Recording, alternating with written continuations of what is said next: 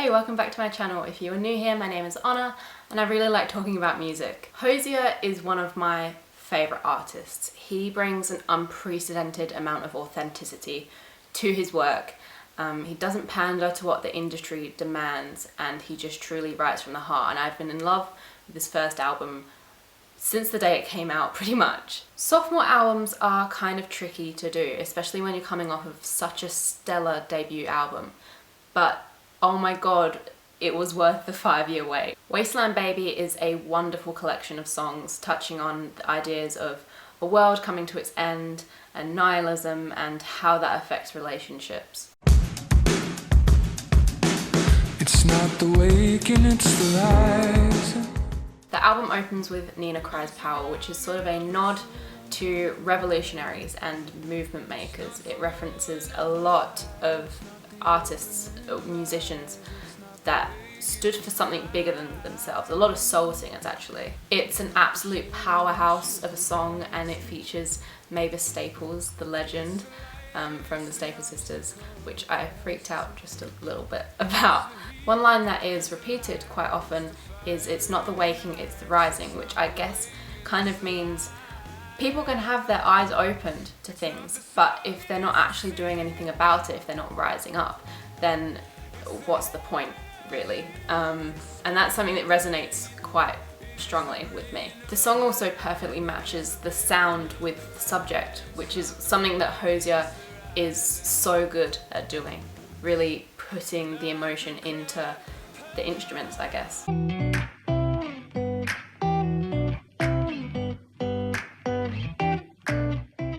Then we have Almost, which is a bit poppier. I can see a lot of people across a lot of genres enjoying this song. It gets stuck in your head, it really grows on you. I always find that I have the chorus stuck in my head. It's just such a pretty song and it has, in my opinion, such a beautiful story behind it. It's about this guy who's burnt out and broken and feeling like he's not really deserving of love, but this girl, she doesn't care. She takes him as he is and just gives him love anyway. And she decides to introduce him to jazz music, which is something that's so dear to her. Basically every single line in this song is a reference to a jazz song or a jazz singer, which was very, very fun for me to pick apart. There must be like 30 different jazz song references in this one song. Through the jazz he starts sort of healing himself and he falls in love with it, with the genre. But with it comes this girl and he's trying to differentiate the feelings, but he can't help that he's falling in love with her. And he's kind of fighting it because he still doesn't really think that he's deserving of it and he wouldn't know where to start. I obviously have a soft spot for love stories that sort of center around music. And while we don't get a conclusion to this story, it's such a nice moment sort of captured in a song, and that's another thing that Hozier does so well. He is a storyteller, essentially.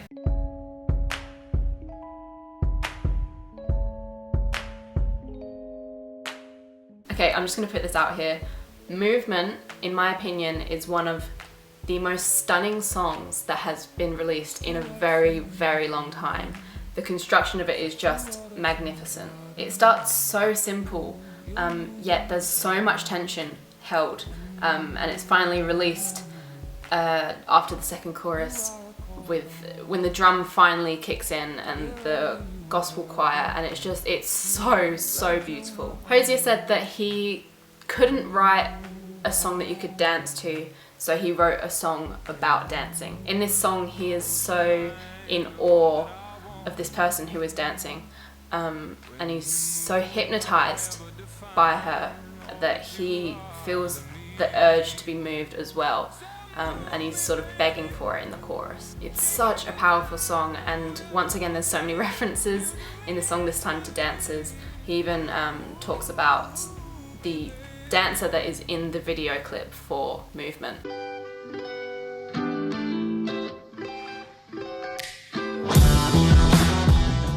No Plan. Now this one gets me good.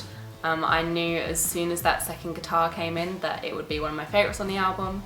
It's just this lazy and uber cool song, and I love it. It sort of deals with this topic of nihilism and nihilism in terms of a relationship, and sort of centers around the idea that we are so beyond lucky to even have such a brief existence on this planet that we should just be embracing it, not putting rules or labels on it, and just accepting the chaos as it is.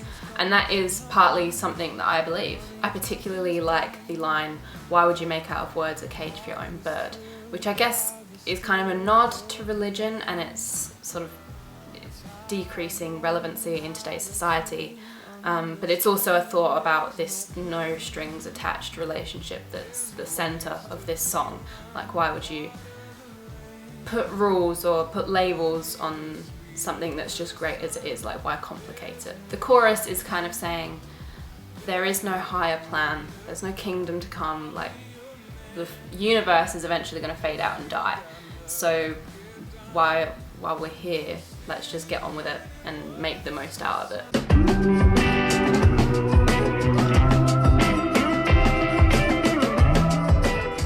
Nobody is the story of two pretty flawed lovers, but they wouldn't want to be with anyone else despite how non-functional they are. Admittedly, it's not one of my favourite songs on here. It doesn't move me in the way that most of the album does, but it's not a bad song. Like, there aren't really any bad songs on this album. It's another one that's pretty poppy, so I can see that a lot of people would like it.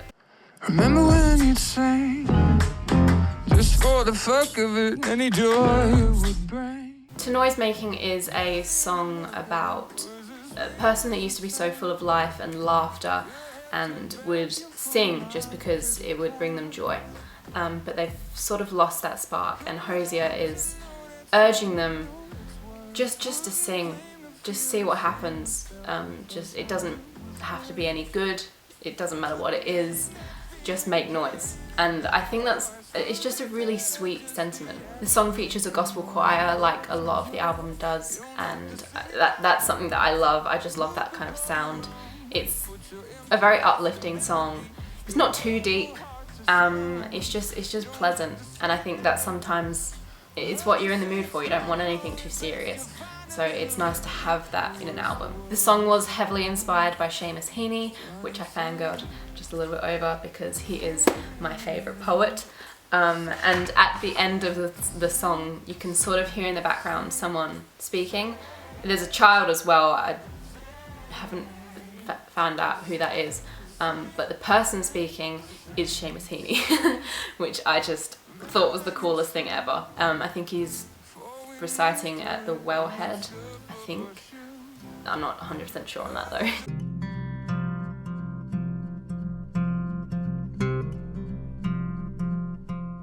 As It Was is the first true folk song that we see on this album. It's about Hozier coming back to a past love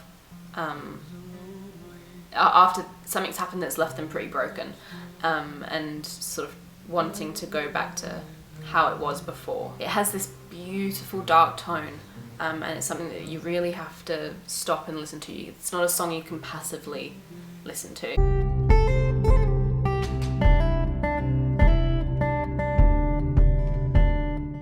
Shrike is a beautiful song about a relationship that he couldn't appreciate enough when he had it. He couldn't show his affection or show his love to this person, and now that she's gone, he's really struggling to come to terms with the regret and the loss. It's such a simple song, but it holds so much emotion, and it broke my heart when I first heard it. It's another one that goes back to his folk roots, and his voice has such a haunting quality about it. If you don't know, a shrike is a little but quite ferocious bird that kills other birds and then uses thorns coming off of bushes or something to impale its victims on once he's done. So that's what he's sort of talking about when he says, remember me, love, when I'm reborn as a shrike to your sharp and glorious thorn. That's the reference.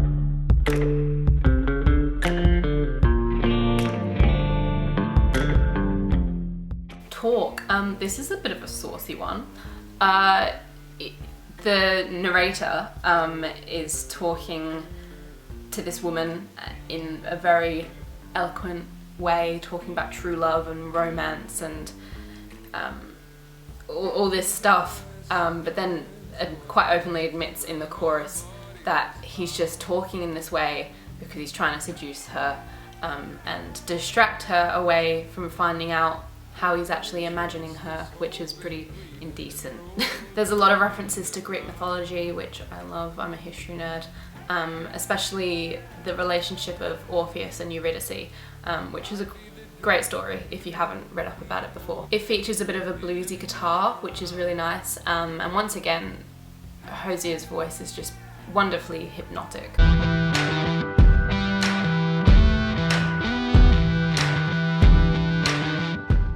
The theme of nihilism is brought up again in B.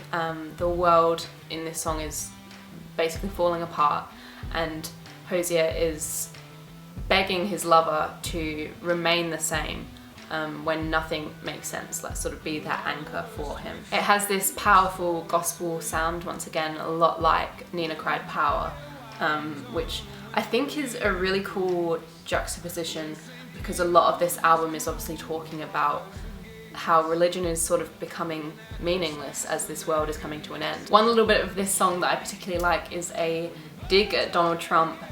Basically, he's saying, I hope that if reincarnation is a thing, that Donald is reborn as someone that is on a boat that's turned away from the US as sort of a taste of his own medicine.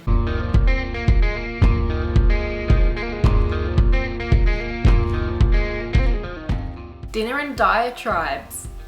This song isn't exactly family friendly, so if you're a little bit younger, I would maybe skip this song on the album. Basically, Hozier, or whoever is the voice in this song, it might not be him, is taken to a dinner party with his love interest, and this is his love interest's friends, and they're all rather stuck up and sort of talk negatively and viciously about things that he doesn't care about, and it's not very appealing to him at all. So to make it a little easier for him to sit through the night, he is asking his lover to tell him what she wants to do to him later on. He talks a little about female domination and exhibitionism.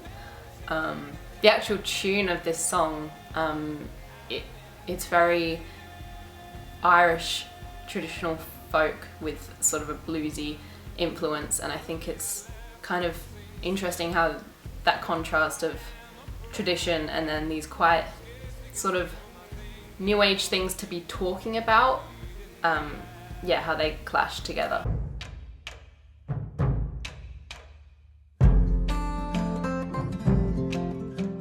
Would the Eye is a song that starts by acknowledging a past love of his, and what the relationship was like and how it affected her, and he's likening her to a willow tree and how it's sort of calming and comfortable, but sort of passion isn't there. But then in the chorus he's saying, but that's in the past, and I'm not going to be dwelling on that anymore, because he's so obsessed with this new love that's in his life, which he talks about being a flame. It sort of sparks something in him, and this new flame is burning away the old wood of the willow tree, and he's worshipping this flame now. It has a really wonderful contrast between the verse and the chorus, and it really emotes what he's trying to tell to this new love.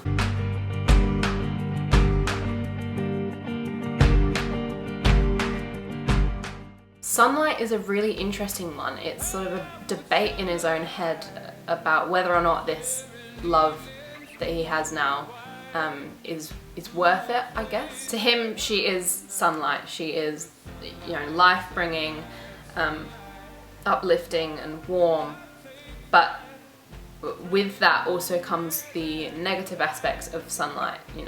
The burning, it can be draining, and he's seeing his own colours fade in her presence. It's sort of a carrying on from his last album of this idea of there needing to be balance in the world. Like, you need the dark for the light to exist. You can't just be in the light the whole time. And I guess that idea can also be taken in the terms of religion. Like, the church is trying to completely eradicate sin from the world, but that's really not how it works. And you need that yin and yang. You need balancing energies. And yeah, I think that's why I find this song so interesting, because it's sort of this idea that you can apply to a whole manner of things in life, whether that was Hozier's intention or not. It also mentions the story of Icarus, the person that flew too high to the sun and his wings melted and he fell to his peril, which is another little nod to history and mythology, and just made me nerd out just a little bit.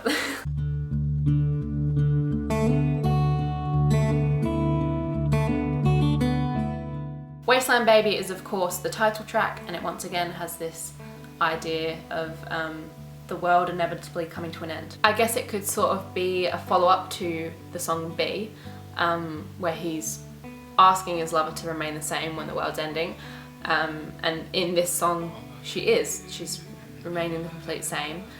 So it's sort of a love song to this person that doesn't waver in the face of adversity, but it's also a love song to the wasteland that is this world. It's got quite a bittersweet feel to it, because he's, finally found this solid relationship with this person, and he's found this love, but also he's got to say goodbye soon. They don't have much time left. It's doomsday. But it's also just a nice sentiment, I guess, about you can find joy and you can find light even in the world's most darkest moments. And I think that's something that we lose sight of as a society. We see all these disastrous things happening and we sort of just completely give up and lose faith, and it's important to appreciate what you do have and be grateful for it and find joy in that. I could honestly go on forever and ever and deconstruct each song way more, but I didn't want to burden you with like a 45-minute video. I've just found this to be one of the most interesting albums that I've listened to in a really long time. It's so full of amazing ideas and stories that I constantly think about because they're just so interesting. They're not your average sort of stories. And I'm gonna love this album for a very long time, I think. If there's any particular songs that you want me to go more in depth with, or if you want to talk about, please don't be shy. Comment down below and we will have a conversation about it, and it will be great. Also, just a disclaimer, this is all just my own interpretation of the album. I'm not Hozier. It could be completely wrong, and I'm also not you, and you might have different ideas as well, and I think that's one of the most beautiful things ever. We can all take different things from the same album. So please, if you have a completely different interpretation of one of the songs, or the whole album in fact, let me know, because I'll be so interested to read that. You can subscribe to this channel for more music related content, give it a like if you did enjoy it, and I will see you in my next video.